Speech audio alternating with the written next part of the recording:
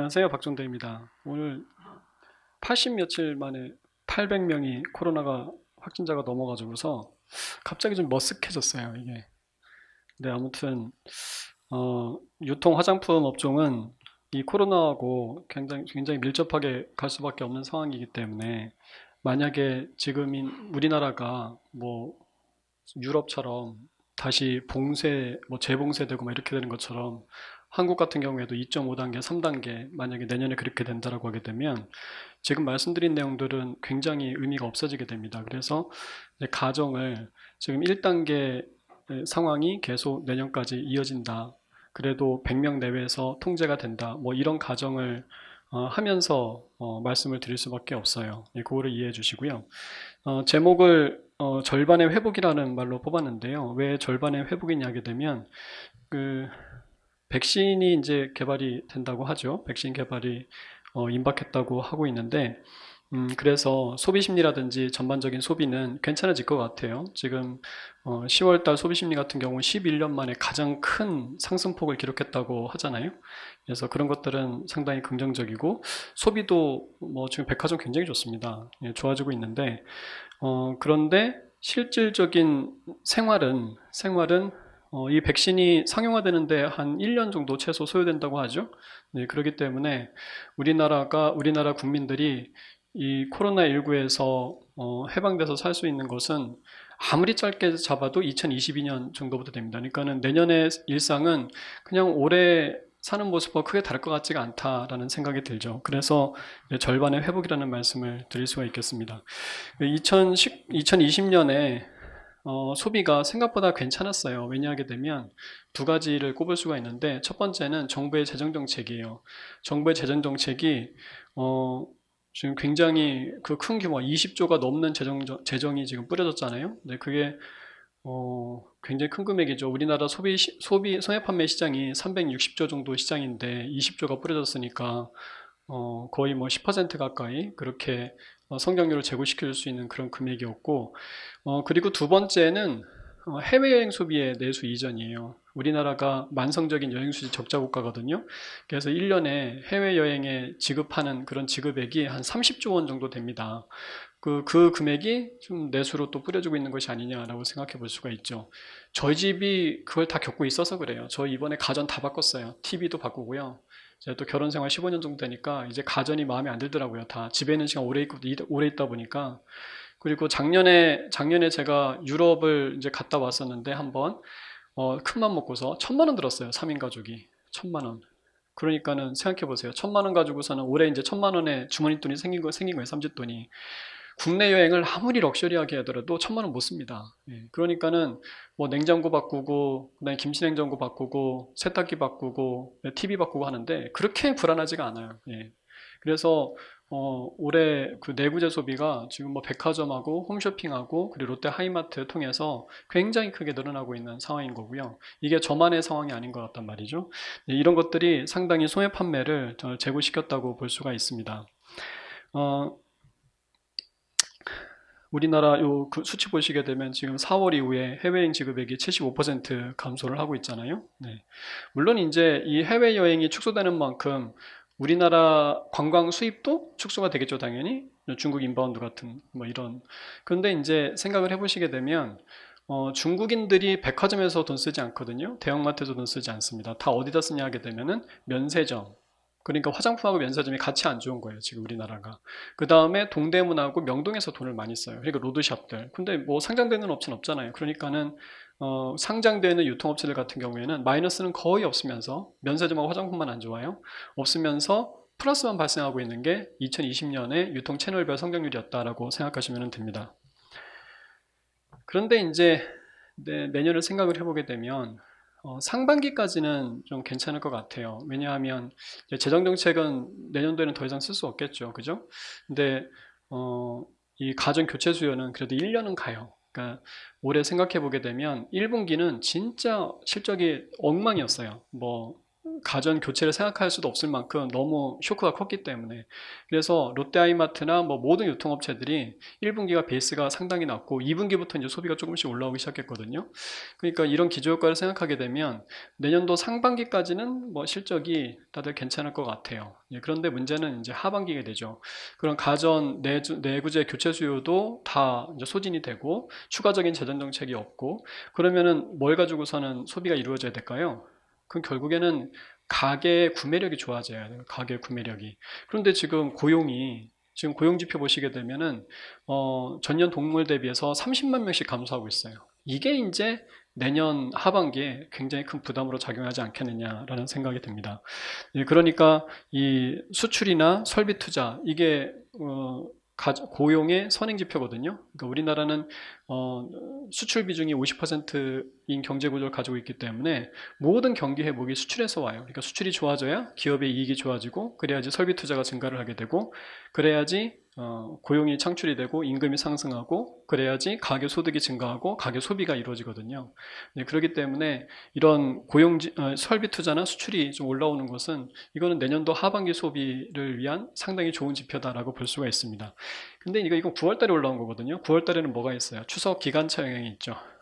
추석이 10월로 이제 밀려졌기 때문에 9월은 주업 일수가 많아요. 그래서 그런 착시 현상이지 않을까라는 생각이 있습니다만은, 아무튼 이런 지표들이 좀 올라와야 됩니다. 그리고 이제 채널별 판매 그 전망을 살펴보게 되면, 그 내년도를 가장 좋게 보는 채널은 백화점하고 편의점이에요. 그리고 식품 온라인 시장. 요 세 개인데, 그러니까 올해 같은 경우에는, 2020년 같은 경우에는 아까 말씀드린 것처럼 내구재 소비가 좋았기 때문에 뭐 가전 양판이라든지 롯데 하이마트죠. 그리고 홈쇼핑 업체들의 실적이 좋았는데, 아마 1분기 실적을 정점으로 해서 조금씩 둔화될 가능성이 크고요. 내년 같은 경우에는 우리가 교집합을 생각해 봐야 돼요. 첫 번째, 2020년에 코로나19 때문에 가장 소비가 안 좋았던 채널이 어디냐? 어디예요? 면세점이 일단 최악이었죠. 그리고 백화점, 그리고 편의점, 이런 데들이 가장 데미지를 많이 받았던 채널입니다. 그런데 이제 면세점은 좀 생각을 해봐야 되는 게, 절반의 회복이잖아요. 절반의 회복. 그러니까는 중국 인바운드 없어요. 내년에도.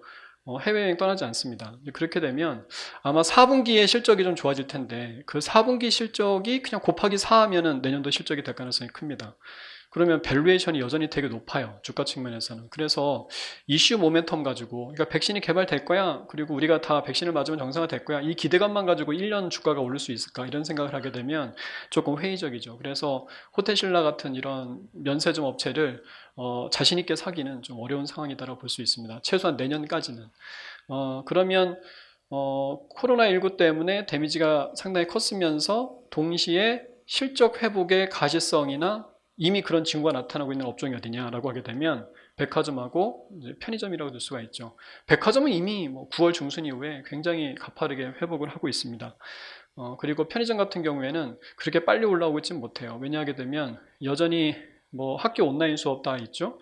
신촌에 있는 편의점들은 다 엉망이에요 지금. 그리고 축구장, 야구장 30%밖에 출입을 못 하잖아요. 그건 특수입지 매출이 워낙 좋지가 않기 때문에 편의점은 그렇게 금방 올라오지는 못해요. 그래서 올해 내내 감익입니다만은, 내년부터는 좀 기저효과가 상당히 클 것이고, 또 편의점이 지금 달라지고 있는 게 뭐냐고 하게 되면 점포수가 굉장히 많이 늘어나고 있어요. 점포수가. 경기가 안 좋다 보니까 탑2로 더 몰리는 것 같아요. 워낙 가맹점들을 잘 케어해 주니까, BGF나 이제 GS 리테일 이런 데들이. GS 리테일 같은 경우에는 막 분기별로 150억씩 가맹점들한테 지원금도 주고 막 했거든요. 그런 것들이 내년도에는 시장 점유율 확대 효과로 이어지게 되면서 상당한 실적의 모멘텀으로 작용할 수 있지 않을까라고 생각이 됩니다. 백화점은 이제 탑픽으로 현대백화점을 이제 말씀을 드리는데, 현대백화점의 탑픽인 이유는 이제 세 가지가 되죠. 밸류에이션이 가장 낮고, 그리고 신규 점포 모멘텀이 상당히 커요. 현대백화점이 올해 운이 좋은 게 야외 쇼핑에 대한 그 니즈가 상당히 커졌는데, 마침 올해 대전 프리미엄 아웃렛도 오픈했고, 그거 굉장히 실적이 좋아요 지금. 그 다음에 남양주 프리미엄 아웃렛을 11월 6일 날 오픈해서 지금 뭐 상당히 트래픽이 좋습니다. 그래서 그런 효과가 플러스 알파로 작용을 하고 있고요. 내년 2월에는 모든 여의도 마포 주민들이 학수고대하고 있는 파크원 백화점 오픈하게 됩니다. 여기서 다 가보시겠죠? 예. 그래서 그런 신규 점포 모멘텀이 있고, 그 다음에 면세점의 불확실성이 가장 적은 데가 현대백화점이에요. 지금 신세계 같은 경우에는 면세점에서 전년 대비해서 막 연간으로 따지게 되면 몇천 원씩 영업이익이 감익을 하게 되는데 이제 그런 게 오히려 현대백화점 같은 경우에는 영업 손실이 줄고 있어요. 작년 대비해서. 그래서 현대백화점이 탑픽입니다만은 지금 뭐 롯데쇼핑이나 신세계나 다 업황이 좋아지는 상황이 있기 때문에 만약에 신세계나 롯데를 가지고 계시다면 굳이 스위칭할 필요는 없다라고 생각이 됩니다. 신세계 같은 경우에는 오히려 좀 더 또 파괴력이 있을 수가 있는 게 면세점이 변수거든요. 면세점이 상당히 이익 기여도를 가지고 있었기 때문에 4분기 실적에서 영업이익이 만약에 200억 이상이 나온다라고 하게 되면 신세계는 또 팍 튈 수가 있습니다. 아무튼 간에 그런 롯데쇼핑이나 신세계, 현대백화점을 좀 유심히 지켜보실 필요가 있고요. 그 다음에 GS 리테일하고 BGF 리테일도 큰 차이가 없습니다. 두 회사 모두 뭐 앞서거니 뒤서거니 하면서 성장을 하고 있으니까 오히려 GS 홈쇼핑하고 합병을 생각을 해보게 되면 그러면 순수한 편의점에 포커스를 맞추고서 투자를 하고 싶다라고 하게 되면 오히려 BGF 리테일이 더 세이프하다라고 볼 수가 있는 거죠. 근데 이제 제가 GS 리테일을 조금 더 좋게 보는 거는 밸류에이션이 상대적으로 낮고 그리고 호텔 같은 사업은 기저효과가 굉장히 클 거거든요. 내년도에. 그리고 MS 1등은 GS 리테일이에요. 편의점에서 MS 1등은 GS 리테일이에요. BGF 리테일이 굉장히 지금 화가 나 있어요. 경영진이. 2019년에 처음으로 점포 수도 역전이 됐거든요. GS 리테일이 1등 가져갔어요. 그래서 올해 2020년에 엄청나게 점포 수를 많이 열고 있습니다. 그래서 지금 편의점 시장이 올해 한 3.5% 이 정도 성장할 것 같은데 그 성장의 대부분은 지금 점포 수 증가예요. 점포 수 증가해서 한 5% 정도 성장률이 나오는 거고 동일점 성장률은 떨어지고 있잖아요. 그렇기 때문에 한 3.5% 정도 성장이 나오는 거고 내년이 이제 뭐 5% 이상 되지 않을까라고 생각이 됩니다. 그래서 편의점 업체들 좀 주목을 할 필요가 있다라고 생각이 되고요. 주가는 상당히 많이 저게 하락돼 있죠. 그 다음에 이제 식품 온라인 시장 같은 경우에는 이마트가 올해 주가가 이제 한 60% 이렇게 올랐는데 식품 온라인 시장은 코로나19 때문에 증폭된 감은 있지만 이거는 계속 가는 시장이에요. 왜냐하면 2013년 이후에 온라인화가 진행이 되면서 스마트폰 보급률 확대로 이제 백화점부터 PC, 가전, 백화점 계속 치고 들어가다가 마지막 남은 온라인의 황무지가 식품이었어요. 왜냐하면 신선식품 온라인으로 딜리버리 하기가 되게 힘드니까. 그러다가 2018년 하반기부터 쿠팡이 이제 굉장히 빠르게 치고 나가고 이마트가 이런 캐펙스 투자를 완료하게 되면서 상당히 고신장을 했었는데 올해 식품 온라인 같은 경우는 50% 이상 성장합니다. 수치를 이제 보게 되면은 이제 그런 상황인데 뭐 이게 여전히 온라인 침투율이 가전 같은 경우에 50%가 넘어요. 가전 같은 경우에 가전 PC 같은 경우에는 침투율이 50%가 넘어가는데 식품 같은 경우는 고작 해봐야 한 15%이 정도밖에 되지가 않습니다. 그래서 아무도 안 가본 시장입니다. 이거는 실링이 어딘지를 몰라요. 어디까지 올라갈지를 몰라요. 그래서 이거는 뭐 내년도에도 한 27% 정도 성장하지 않을까라고 생각을 하고 있습니다. 그래서 지금 이마트로 상당히 집중이 되고 있죠.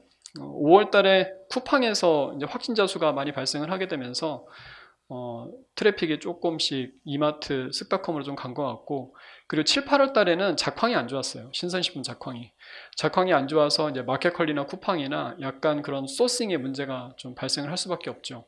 근데 이마트는 워낙 캐파가 좋고 설비가 좋으니까 6개월 전에 사놓은 그런 신선식품들을 갖다가 판가 원가 스프레드를 즐기면서 오히려 마진을 높일 수가 있었죠. 그래서 그런 소싱 능력 때문에 또 트래픽이 이런 중소형 식품 온라인 업체한테서 이마트로 조금씩 더 간 것이 아닌가라고 생각이 됩니다. 그래서 9월달 실적 보면은 3분기 실적 보면은 어마어마하죠. 굉장히 고신장을 했습니다. 9월 달에는 70% 가까이 성장을 했고요.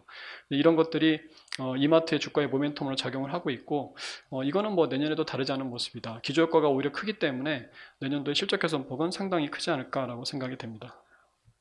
그래서 유통에서는 탑픽으로 이마트, 식품 온라인의 이마트 아마 상장되는 업체 가운데서 유일하게 밸류에이션이 리레이팅 될 수 있는 종목이 이제 이마트다라고 보시면 됩니다. 백화점은 밸류에이션이 리레이팅 되기는 힘들어요. 이거는 업황 따라서 이제 올라갔다 내려갔다 하는 거고 다행히 이제 올해 하반기부터 내년 상반기까지는 업사이클에 있는 거고 이마트는 리레이팅이 될 종목이다라고 보시면 될 것 같습니다. 그리고 이제 화장품 쪽을 좀 말씀을 드릴게요. 화장품 같은 경우에는 중국 소비의 이제 기반을 하고 있습니다. 중국 소비에. 근데 이게 중국이 힘들어요, 지금 상황이. 왜냐하면 유럽이 재봉쇄 막 이런 쪽으로 가고 있잖아. 그러니까 전 세계에서 물건을 제대로 팔 수 있는 데가 중국밖에 없어요, 지금 상황이. 그러니까 로레알이나 에스티로더나 뭐 이런 시세이도나 이런 글로벌 브랜드 업체들이 중국에 엄청나게 집중해서 마케팅을 벌이고 있거든요. 그러니까 중국의 화장품 소비가 올라가는 건 맞는데 경쟁이 너무 심해요, 지금. 그래서 중국의 익스포저가 크다고 하더라도 함부로 낙관하기는 힘들다. 이제 그게 중국 화장품 시장과 그다음에 한국 화장품 업체들의 과제라고 볼 수가 있습니다. 중국 화장품 시장은 크게 세 가지의 특징을 가지고 있어요. 첫 번째는 뭐냐 하게 되면 수입 화장품의 비중이 굉장히 많이 상승을 하고 있다. 수입 화장품 비중이 지금 보게 되면은 41%까지 내년도에 상승할 것으로 그렇게 생각이 되고 있습니다. 그러니까는 전 세계에서 그 선진국들 보게 되면 이 프리미엄 럭셔리 프레스티지 이상의 화장품 비중이 그 해당 국가의 화장품 시장에서 한 60% 정도 합니다. 65% 정도.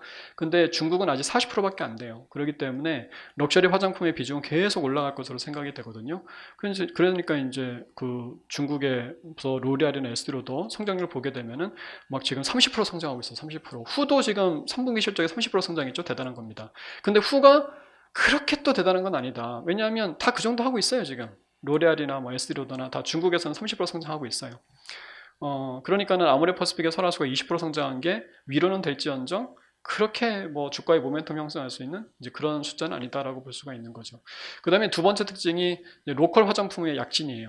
로컬 화장품의 약진. 지금 뭐 바이체린부터 시작해가지고서는 뭐 카슬란, 퍼펙트 다이어리, 그 다음에 최근에는 화사자 같은 이런 브랜드들이 약진을 하고 있는데 이건 중저가예요. 그러니까 럭셔리 브랜드는 로컬 브랜드들이 감히 터치를 못합니다. 그래서 그거는 온전히 글로벌 화장품 브랜드 영역이고 후나 설화수를 비롯해서 이런 중저가 화장품은 이제 글로벌 브랜드들이 못 들어가요. 예. 그 다 쫓겨나고 있어요 지금. 그 이니스프리와 에뛰드하우스도 마찬가지잖아요. 더페이숍도 마찬가지잖아요. 그러니까 중저가 화장품에 포지셔닝 돼 있는데 중국 비중이 높았던 한국의 업체들은 되게 보수로 보시는 것이 맞습니다. 신세계 인터라든지 뭐 이런 뭐 그 에이블 CNC라든지 뭐 이런 업체들 같은 경우 그렇게 긍정적으로 보기가 쉽지가 않습니다. 중국이 이렇게 만만한 시장이 아니란 말이죠. 그리고 이제 세 번째 특징이 뭐냐 하게 되면은 온라인 벤처 시대다라는 겁니다. 그래서 그 안에서도 치열한 경쟁을 하고 있다. 아까 말씀드린 것처럼 1년에 한 번씩 바뀌어요. 메인 브랜드들이. 작년까지만 하더라도 퍼펙트 다이어리였는데 근데 올해는 화사자래요 또.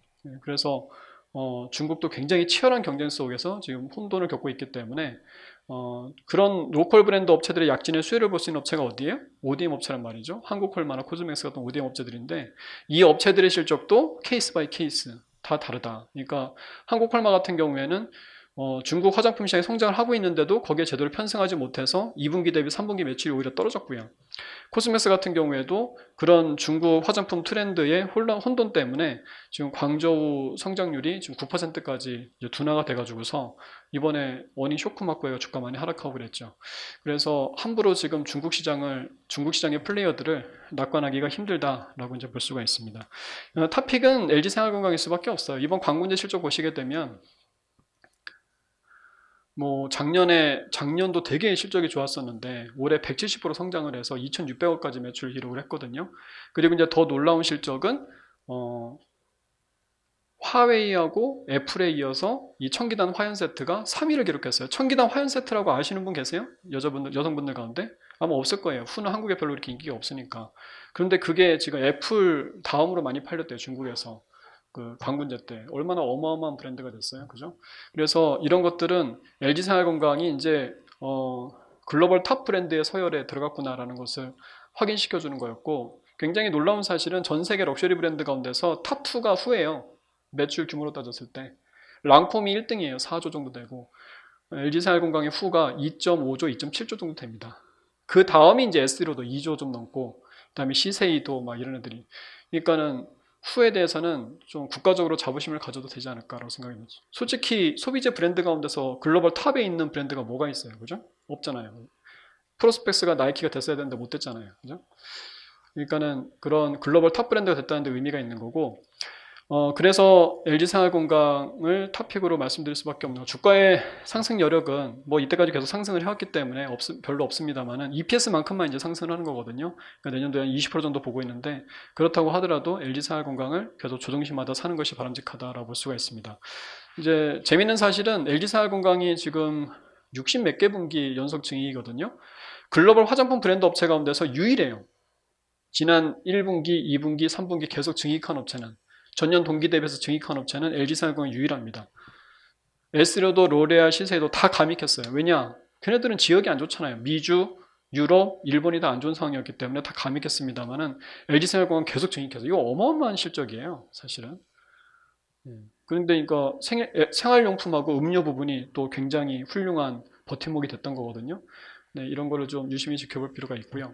그 다음에 이제 아모레퍼스픽은, 사실 투자자들은 아모레퍼스픽한테도 관심이 많아요. 왜냐하면 LG생활건강은 그동안 주가가 좋았기 때문에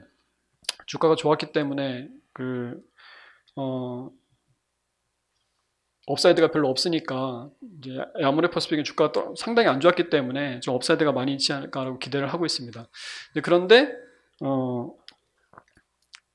실적이 사실은 좋지는 않죠. 그래서 아모레퍼스픽 같은 경우에는 조금만 좋은 뉴스가 나와도 주가가 팍 튈 수가 있는 이제 그런 상황인데, 3분기 실적에서는 중국에서 설화수의 성장률이 20% 정도를 기록을 했어요. 시세이도가 20%였거든요. 그러니까는 글로벌 브랜드 순위에서 떨어지지 않았다라는 게 위안이 됐고, 이번 관군지에서도 150% 이상 성장을 했어요. 물론 후보다는 못해요. 근데 이제 후하고 설화수를 직접 비교하는 건 의미가 없어요. 이거는 뭐하고 똑같냐면, 경기도에서 달리기 100m 1등 하는 사람하고 전 세계 1등 하는 사람하고 비교하는 거예요. 그러면 경기도에서 1등 하는 사람은 전 세계 1등 하는 사람하고 떨어졌다고 해가지고서는 얘는 나쁜 애다, 이렇게 실력 없는 애다, 이렇게 말할 수는 없는 거잖아요. 그죠? 그 지역에서는 되게 잘하고 있는 거잖아요. 그러니까 설화수를 후보다 못한다고 해가지고서는 그렇게 안 좋은 브랜드다, 이렇게 말하시면 안 됩니다. 아무튼 이번 관군지에서도 럭셔리 브랜드 탑5 안에 들었고요. 그래서 희망을 좀 갖고 있습니다. 4분기에 만약에 면세점 매출이 마이너스 20% 언더까지 좀 방어를 해준다고 하게 되면, 그러면 내년도에 그 아모레퍼스픽의 실적 턴어라운드를 좀 기대를 해볼 수 있지 않을까라고 생각이 되고요. 그리고 코스맥스 같은 경우에도 광저우에서 지금 9%밖에 성장을 못하는 바람에 주가가 상당히 떨어졌는데, 광저우 지역에서 한 15% 이상의 성장이 4분기에 나온다라고 하게 되면, 내년도 중국 화장품 시장의 또 수혜로 코스맥스를 좀 가져갈 수 있지 않을까라고 생각이 됩니다. 네, 이상으로 마치겠습니다.